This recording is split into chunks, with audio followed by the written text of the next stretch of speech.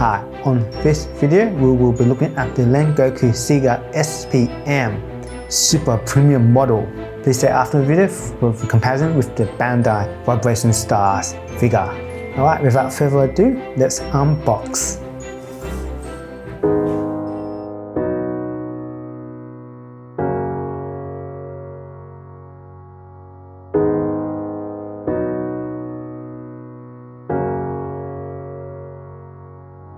Alright, let's have a close look. Rengoku's head. First up, you can see that his eyes look straight forward, and they capture the eyebrow quite well. As for the hair, the yellow is more of a pale yellow, with the end bits painted. Torso, you have the centerpiece with the cape playing around. What do you have to say? The finish on the paint is quite rough, whereas you can see the stem finish here, and on the bottom you can see where they stuck it together. The metallic finish on the buttons and his pocket. The legs are quite hefty feel to it. The clean capture of the folds in his pants, as well as the paint on his shins. Really nicely painted, very clean, as well as the feet. Unfinished defects here, but I guess you want to see it in the fine details of things. Similarly, look quite nice on the back as well. Next we have the sword and the sleeve. So nice at the best two separate pieces. Do like the sword's finish, want to capture the text, as well as the flame on the sleeve. The blade's finish is quite dark, so red finish. Lastly painted with some nice texture on the sleeve. And we have the base. Alright, it's build time.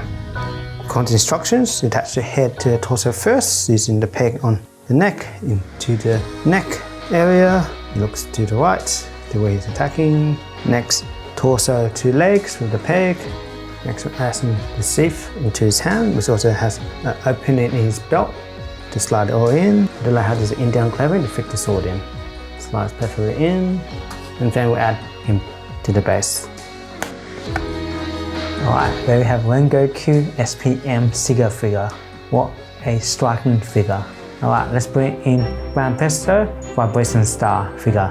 First up, you notice the Sega one is even bigger than the Vibration Star. The hair is a very different color. The cape, color-wise, is quite similar, but the Vibration Star definitely has a much better finish. With the face sculpt, I find the Banpresto one has a much nicer finish, much better painting, whereas the Sega one looks a bit dull. For with the swords, the Vibration Star doesn't have a nicer finish with the metallic elements, where the Sega one is quite flat. It is quite nice. The sleeve is a separate piece for the Sega one, whereas the Vibration Star is part of the figure. It's pretty nice on the back of the Sega one, has the kanji for destroy, whereas Vibration Star you can't see it. It's covered up by the cape. I think both poses pretty cool. One's a preparing strike, where the other one is the clearing and attack. The uniform looks pretty similar, as well as the belt and the feet. The Sega one stands about 20, where the Vibration Star stands about 17.5 centimeters. Interesting enough, the base seems to be quite similar sort of size, about 17 centimeters. Alright, let's put the Vibration Star one away. Overall, I think the Sega Rengoku pretty amazing with detail.